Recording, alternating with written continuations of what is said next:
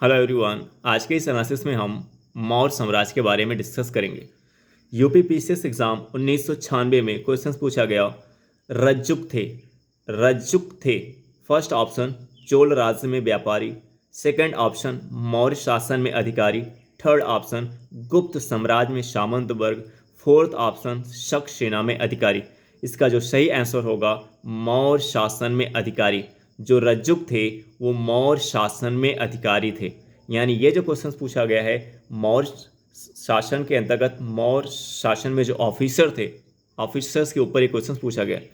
तो अभी हम ऐसे कई क्वेश्चंस आपके समूह डिस्कस करेंगे जो यूपीपीसीएस और स्टेट पीसीएस, यूपीपीसीएस और यूपीएससी एग्जाम में मेनी टाइम्स क्वेश्चंस पूछे गए। जब आप मौर्य साम्राज्य के टॉपिक को पढ़ रहे हैं तो मौर्य साम्राज्य के टॉपिक में हमने आपको पहले बता दिया कि जो अभिलेख से रिलेटेड पॉइंट होते हैं वो काफ़ी इंपॉर्टेंट पॉइंट है क्वेश्चंस बनने के लिए। और ये जो नेक्स्ट ये जो एंगल में डिस्कस कर रहा हूँ मौर्य साम्राज्य के अंदर जो मौर्य ऑफिसर्स हैं ये भी क्वेश्चंस बनने का एक इंपॉर्टेंट एरिया है, यहाँ से भी क्वेश्चंस बन सकते हैं।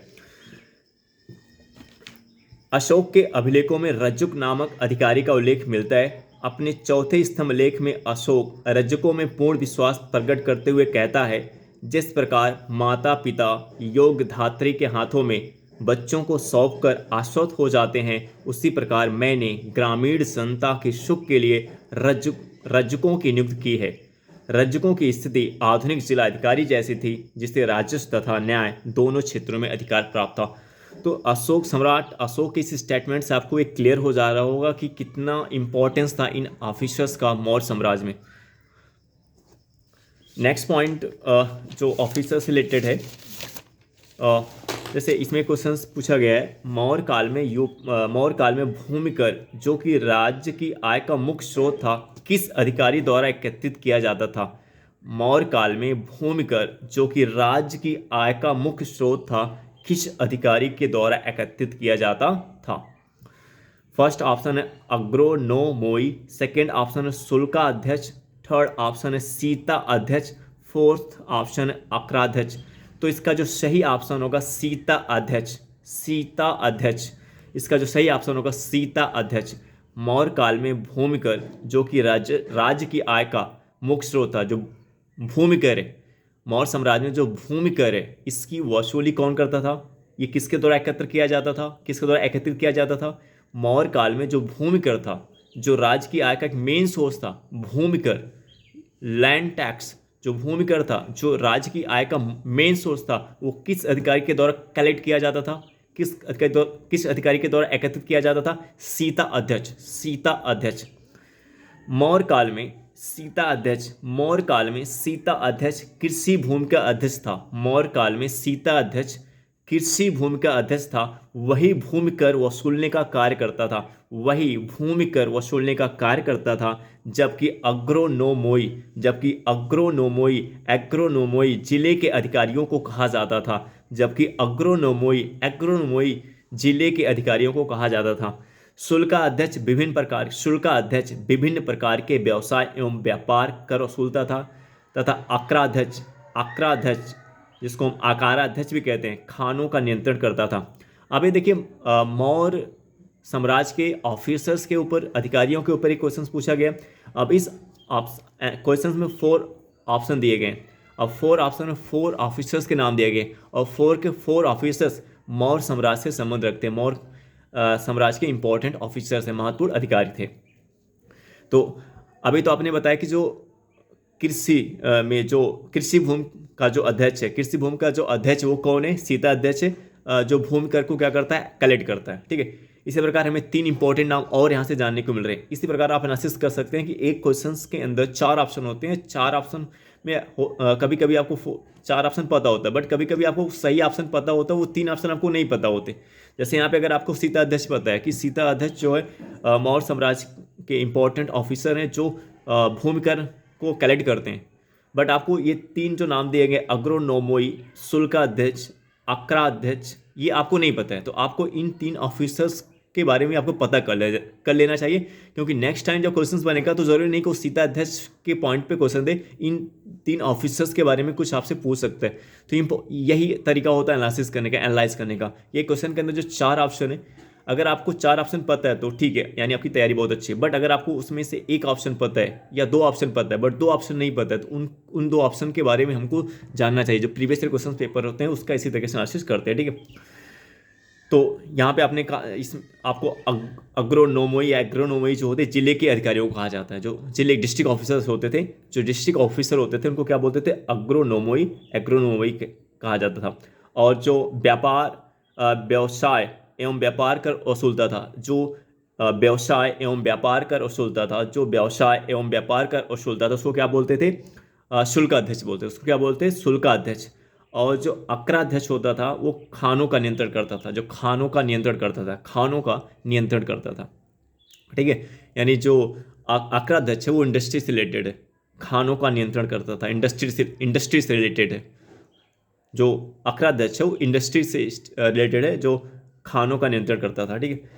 उसके प्रकार देखिए, फिर उसी क्वेश्चंस को पूछा गया नेक्स्ट टाइम, फिर स्टेट पीसीएस एग्जाम में पूछा गया कि मौर्य काल में सीता से तात्पर्य, मौर्य काल में सीता से तात्पर्य एक देवी, एक धार्मिक संप्रदाय, राजकीय भूमि से प्राप्त आय, ऊसर भूमि। अब देखिए यहाँ पे 4 ऑप्शन दिया गया है क्वेश्चन से कि मौर्य काल में सीता से तात्पर्य, मौर्य काल में सीता से तात्पर्य एक देवी, फर्स्ट ऑप्शन है एक देवी, सेकंड ऑप्शन है एक धार्मिक संप्रदाय, थर्ड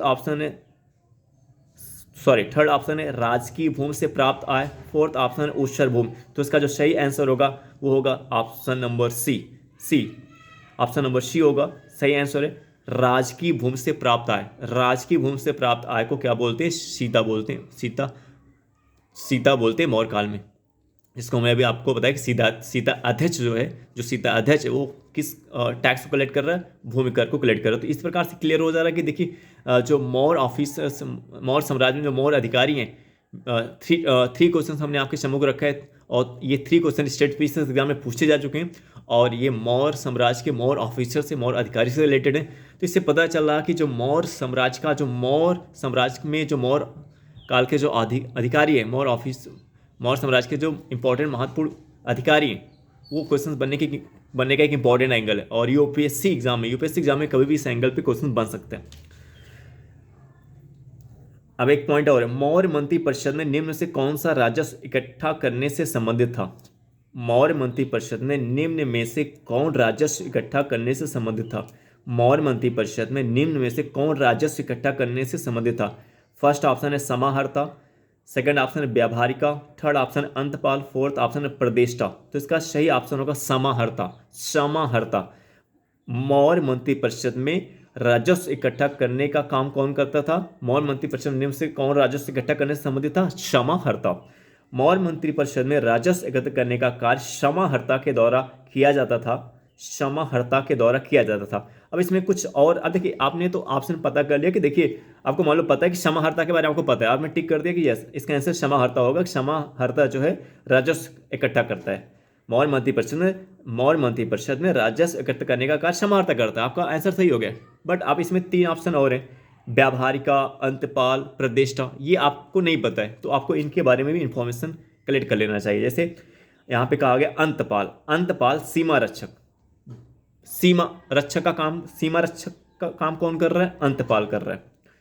या सीमावर्ती दुर्गों की देखभाल, सीमा रक्षक या सीमावर्ती दुर्गों की देखभाल कौन कर रहा है? अंतपाल। से हमारे यहाँ सीमा सुरक्षा बल जो बीएसएफ होता है, सीमा सुरक्षा बल बीएसएफ, ये क्या करता है? ये सीमा रक्षक सीमावर्ती दुर्गों को क्या करता है? रक्षा करता है, की देखभाल करता है। जैसे बीएसएफ सीमा सुरक्षा बल, उसी प्रकार मौर्य काल में जो अंतपाल का काम है, अंतपाल का काम क्या है? सीमा रक्षक या सीमावर्ती दुर्गों की देखभाल करना। दुर्ग क्या होता है? जो सिक्योरिटी के पर्पज से बनाया जाता है, सुरक्षा के पर्पज से बनाया जाता है कि ताकि अगर कोई बाहरी कंट्री का अटैक करता है तो उस दुर्ग के थ्रू आउट हम उस कंट्री के ऊपर प्रहार कर सके, उसका जवाब दे सके, ठीक है। दुर्ग सिक्योरिटी के लिए बनाया जाता है।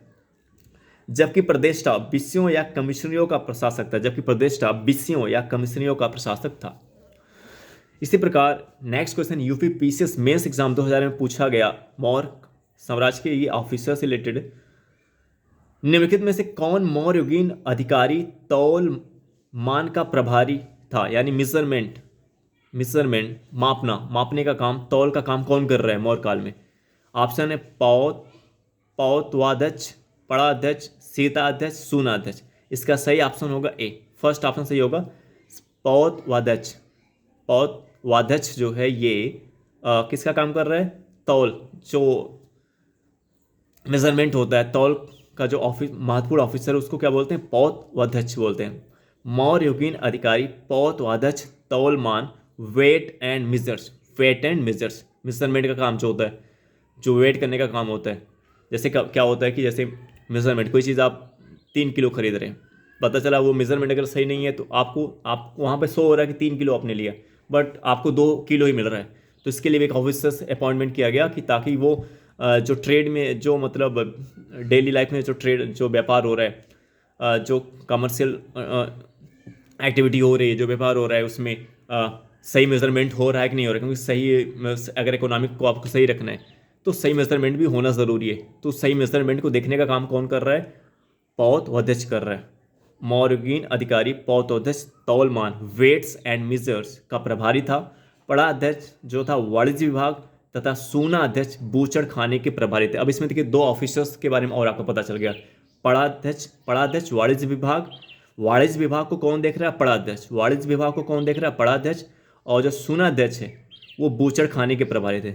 जो सूना अध्यक्ष थे वो बूचड़ खाने के प्रभारी थे। तो इस प्रकार से आपने देख लिया कि कितने इंपॉर्टेंट एरियाज हैं जो मौर्य साम्राज्य के मौर्य अधिकारी हैं। क्वेश्चन बनने का एक इंपॉर्टेंट एंगल है यूपीएससी एग्जाम और स्टेट पीसीएस एग्जाम।